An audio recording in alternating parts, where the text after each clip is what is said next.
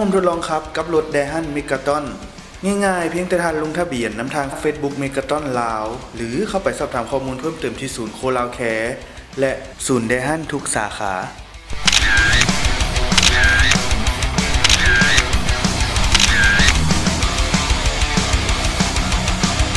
สบายดีเราไปเจ้าซื้อวัดเนาะหลังจากมาเห็นรถก็เห็นว่าภาพสะดุดตางามโดดเด่นเวลาเข้าไปสัมผัสตัวจริงรู้สึกว่ารถนี่นิ่มนวล สวัสดีข้าพเจ้าซื้อวันซาแซงสารเนาะเดี๋ยวภายหลังที่ว่าได้ลงทับที่ตัวจริงเบิ่งรู้สึกว่าเป็นรถที่ว่ามีความปลอดภัยสูงมีระบบเซ็นเซอร์รอบคันแล้วก็มีระบบกล้อง360องศาที่ว่ามีความมั่นใจในการขับขี่